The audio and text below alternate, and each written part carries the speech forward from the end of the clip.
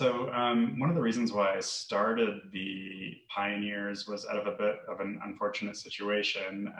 Because of my sexual orientation, I came out later in life. I was asked to leave my rec hockey team, which was pretty frustrating. And this was 2015, and sort of shocked me quite a bit that folks still felt that way, or were still scared or uneducated with respect to having someone from the LGBTQ plus community on their teams. I started the Calgary Inclusive Hockey Association back in 2015. We started the Pioneers hockey team, which was Alberta's first LGBTQ plus team in the prairies, I guess, between Vancouver and Toronto. And how did Mike get into hockey? I grew up playing hockey for most of my life. I didn't play my senior years in high school, but in university got back into it, and then just started playing rec hockey again after university, and just sort of been in it since. So it's always been a pretty big part of my life, more so on the house league recreation side, but still really enjoy it. And then obviously in the winters, try and get out and play as much ODR as possible. What do you love about it? I think I love the teammates, the community around it,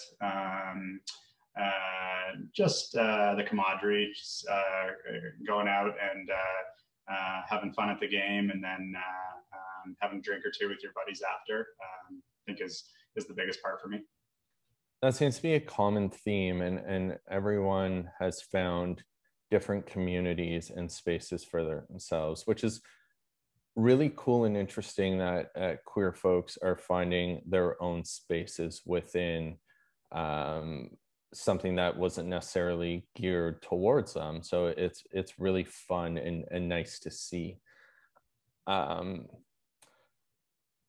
How, based off your intersection of identities, how could hockey be better for you? And also, how do you think it could be better for the queer community as a whole? Yeah, so one of the reasons why I started the Pioneers was out of a bit of an unfortunate situation.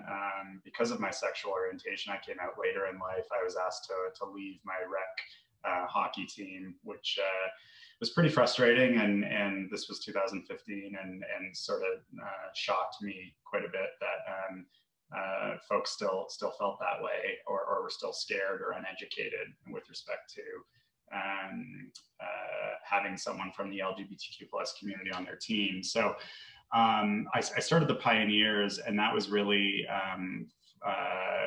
for us to build a team that was inclusive, where that behavior wouldn't be allowed or tolerated. And it's really been awesome, because we've built our own community around the team, and now of course we have the villagers as well.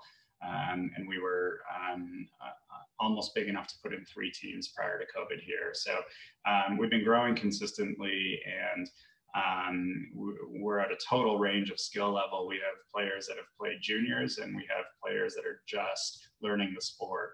And the really cool thing about the players that are just learning the sport is a lot of them were deterred from learning hockey early on because of their sexual orientation or gender identity, and they just didn't feel comfortable in that locker room space, or that sort of chauvinistic macho hockey culture. So I think what we're doing, sort of breaking down some of those barriers within the Pioneers and CIHA. We're letting people be completely themselves on the ice, off the ice, in the change rooms, and we're all about respectful behavior. And it's been really awesome to see people be able to be themselves. And we've actually had a couple players join the association to actually come out and have that support group around them, which has been pretty cool too. I think first and foremost, I'm sorry that happened. And it's sad that still exists, those behaviors. Nobody should have to endure that type of trauma and bigotry. But I think it's a testament to you that you empowered yourself by creating something. And I think what you did is a testament to the resiliency of queer folks. It's a testament, and what you've created is a testament to the resiliency of queer folks, that we will find our space and we will still exist and we're not going away. So congratulations on that. It means a lot. And you're helping so many people, and that is incredible and so inspiring. Thanks. Appreciate that. Knowing what it's like in certain spaces within the culture, what keeps you in hockey? Again, I bring it back to the environment that we've created, so that camaraderie and that wanting to see your teammates and just wanting to build those friendships brings me back. Even after what I went through, being able to create a safe space from that and say, you know what, hockey doesn't need to be like this. You don't need to be in a locker room where people are using derogatory terms and slurs. We created our own space, and that's what brings me back. It's that fire inside me to still want to play a sport that I love with my friends, but to also be ourselves while we're doing it. I love that, and it's because it is for us, and we do belong. I love that so much. What gives you hope for queer people in the sport moving forward?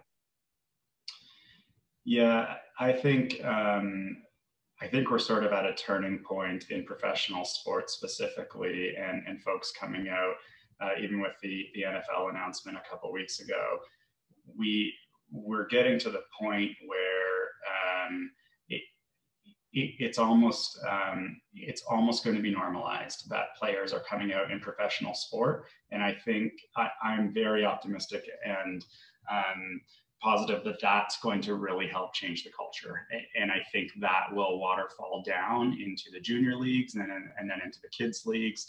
Now, there's still a lot of work to do, and there's a lot of sort of toxic masculinity and I want to say legacy culture that is in the sport of hockey. And I think those of us that have played it are very aware of that culture that seems to be protected. But I'm very optimistic that we are moving in a direction where we are going to have openly out both professional and amateur hockey players.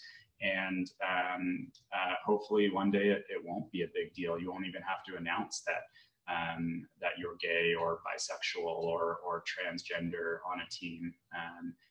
We're not there yet, but I'm hopeful that we're moving in the right direction. I gotta tell you, for me, seeing what you've done and created in Calgary gives me hope. Seeing so many queer folks enjoying the sport, enjoying the game, and feeling like they belong in it, and ultimately it becoming, like you said, for some of them, they're coming to the space and then coming out, it becoming an empowerment tool for them. It gives me hope. So I'm very grateful to you, and I want to thank you for the work you've done, because it matters so damn much to so many. Oh, thanks, Brock. Yeah, I'm just glad we can create that safe space for others, and hopefully we can continue to do that. So. Is there anything else you'd like to add? No, I don't think so. I guess if there are players out there questioning their sexuality or going through those challenges, I would just add that we've all been through that, and there are folks out there that can be good mentors to you, and I encourage you to reach out and talk to folks who have gone through similar experiences, because that was really helpful through my process, and I think it's really important that we continue to look after those that are going through challenges. Thank you, Mike. Thanks.